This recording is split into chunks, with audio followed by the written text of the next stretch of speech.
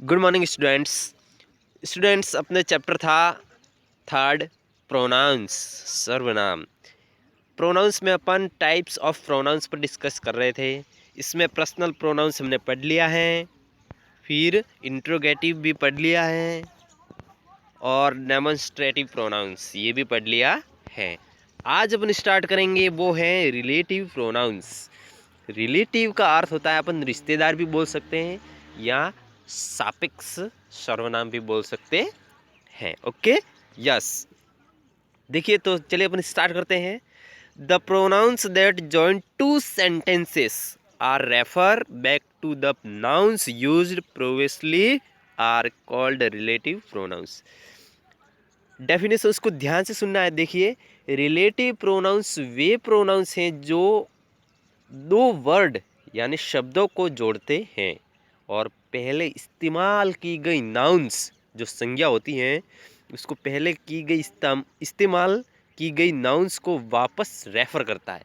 यानी जो पहले उसको यूज की जाती है, जो नाउन्स होती हैं उसको यूज़ किया जाता है, उसको वापस रेफर करती हैं, तो ही अपन उसको रिलेटिव प्रोनाउंस बोल सकते हैं। एक बार मैं और समझा देता हूँ आपको। रिलेटिव प्रोनाउंस वे प्रोनाउंस हैं जो दो वर्ड को जोड़ते हैं और पहले इस्तेमाल की गई नाउन्स को वापस रेफर करते हैं, तो अपन उसको रिलेटिव प्रोनाउंस बोल सकते हैं या बोलते हैं। फिर देखिए, who, whose, that and which are the examples of relative pronouns। ये 4 वर्ड्स हैं, ये एग्जाम्पल्स ऑफ रिलेटिव यानी ये उसके उदाहरण हैं। Okay,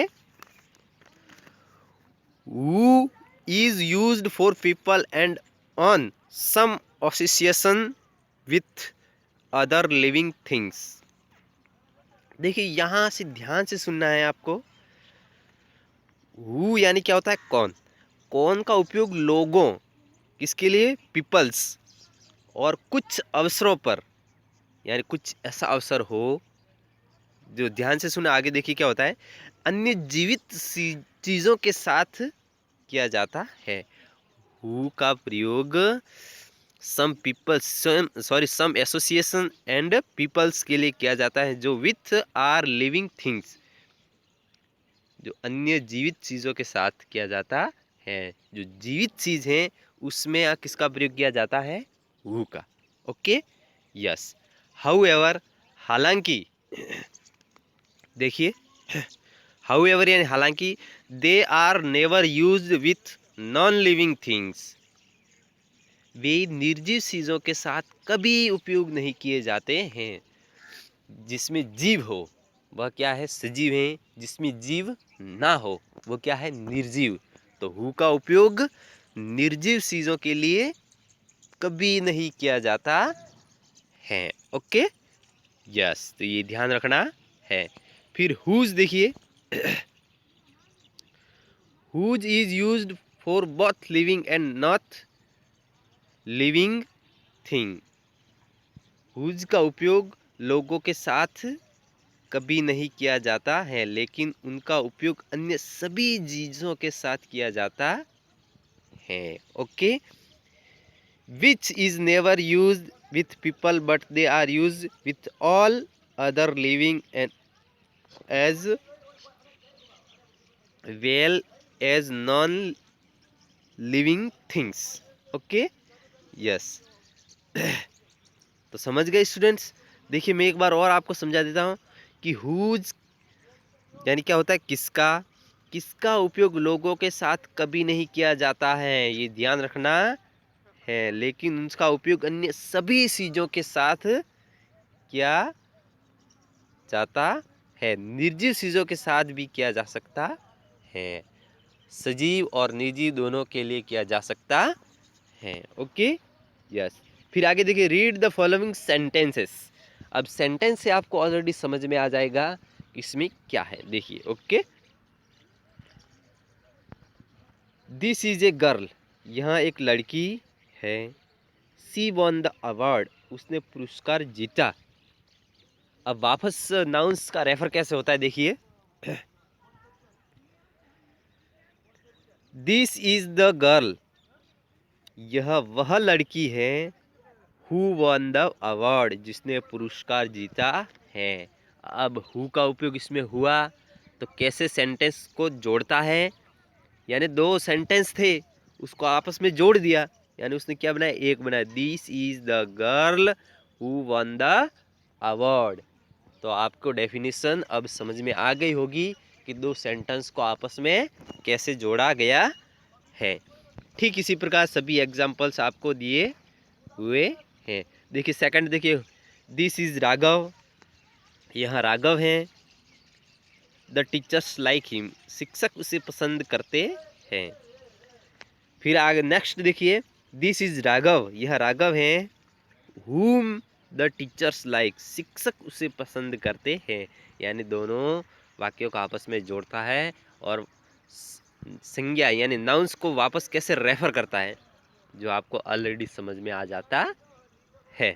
okay, yes. This is A painting, यह एक पेंटिंग है।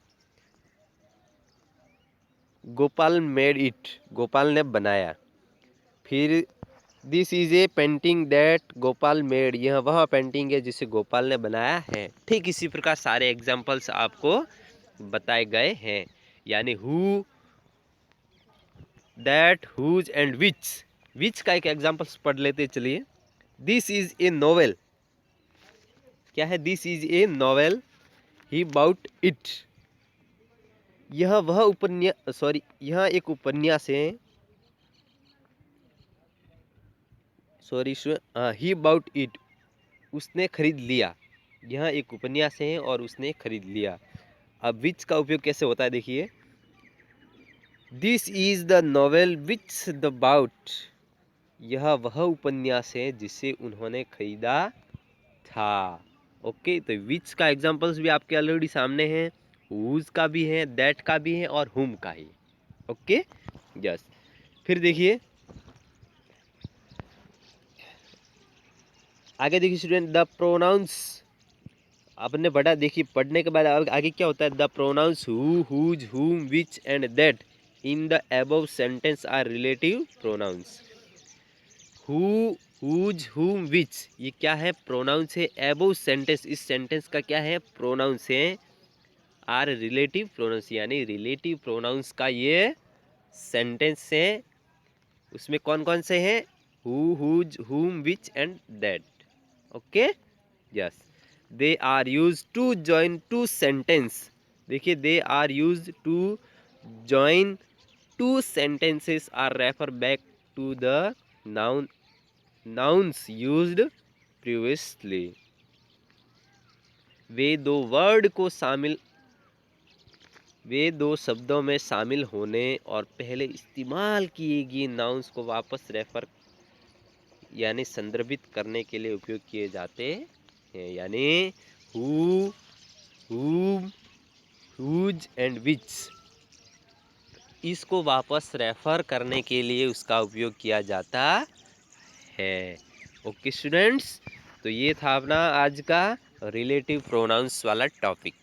अब नेक्स्ट अपन पढ़ेंगे, वो पढ़ेंगे अपन रिफ्लेक्सिव प्रोनाउंस। ओके, यदि इसमें कोई डाउट्स रहता है तो आप मेरे को व्हाट्सएप पे मैसेज करके बता सकते हैं। ओके स्टूडेंट्स, होमवर्क की बात करें तो आपको होमवर्क में